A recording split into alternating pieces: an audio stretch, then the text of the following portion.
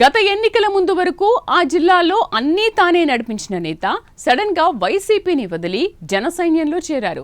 దీంతో ఆయన సీన్ మొత్తం మారిపోయిందట. త్వరలో ఆ మాజీ మంత్రికి సేనాని కీలక బాధ్యతలు అప్పగించబోతున్నారట. ఆయనను పెద్దల సభకు పంపిస్తే రెడ్లను సంతృప్తి పరిచినట్లవుతుందని పార్టీ అధినేత భావిస్తున్నారట. అయితే రాజకీయం ఎప్పుడు ఏ మలుపు తిరుగుతుందో చెప్పలేమన్నట్లు జిల్లా పార్టీ స్టీరింగ్ మళ్లీ ఆయన చేతికే దక్కనుందా? ఇక నుంచి జిల్లాలో ఆయన కీ రోల్ ప్లే చేయనున్నారా? మాజీ మంత్రి వ్యూహాలు వైసీపీని ఉక్కిరి బిక్కిరి చేస్తూ డిఫెన్స్ లో పడేస్తున్నాయా? ఇంతకీ ఎవరా లీడర్?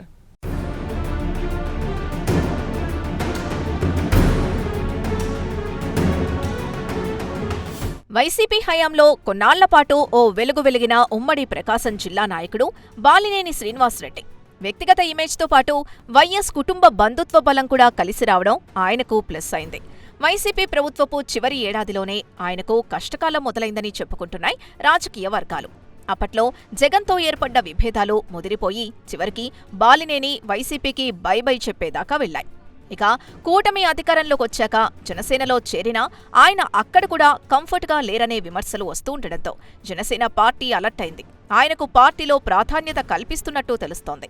బాలినేనికి రాజ్యసభ సీటుతో పాటు జిల్లాలోనే కీలక పదవి కట్టబెట్టేందుకు పార్టీ సిద్ధమైనట్లు పొలిటికల్ సర్కిల్లో జోరుగా ప్రచారం జరుగుతోంది.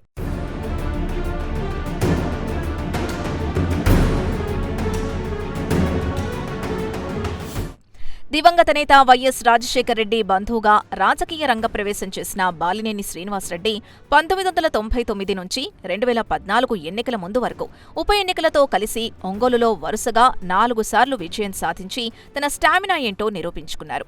2014లో వైసీపీ అభ్యర్థిగా పరాజయం పాలైన ఆయన 2019 నుండి 2024 వరకు అధికార పార్టీ ఎమ్మెల్యేగా, మంత్రిగా చక్రం తిప్పారు. అయితే ఆ టైంలో ఆయన కూటమి పార్టీ నేతల్ని చిన్నచూపు చూశారని, పలు ఇబ్బందులకు గురిచేశారన్న ఆరోపణలున్నాయి. 2024 ఎన్నికల్లో ఒంగోలు నుంచి రెండోసారి ఓటమి పాలైన బాలినేని శ్రీనివాసరెడ్డి జనసేనలో చేరారు. అయితే బాలినేని రాకను కూటమి పార్టీ నేతలు పెద్ద ఎత్తున అడ్డుకునే ప్రయత్నం చేశారు. రాజకీయ ప్రవేశం చేసిన నాటి నుండి ప్రకాశం జిల్లా రాజకీయాల్ని ఒంటి చేత్తో శాసించిన బాలినేని శ్రీనివాసరెడ్డి 2024 తర్వాత రాజకీయ జీవితం సంకటంలో పడటంతో జనసేన తీర్థం పుచ్చుకోవడంలో సక్సెస్ అయ్యారు.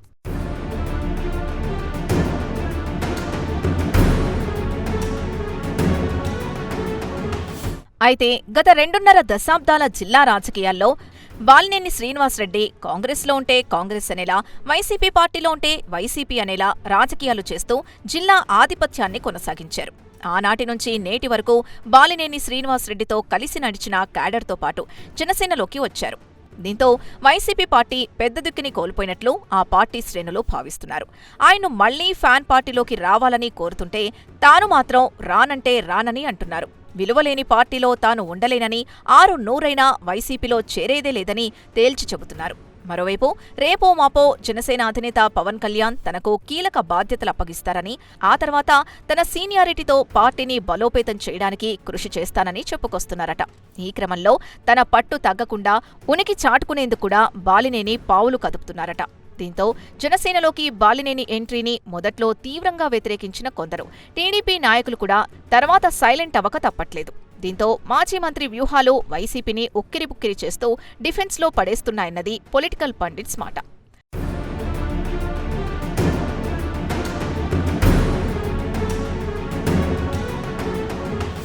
ఇక త్వరలో ఖాళీ కానున్న 4 రాజ్యసభ సీట్లు కూటమి ఖాతాలోకొస్తున్నాయి. ఇందులో ఒకటి జనసేనకిస్తారని ప్రచారం సాగుతోంది.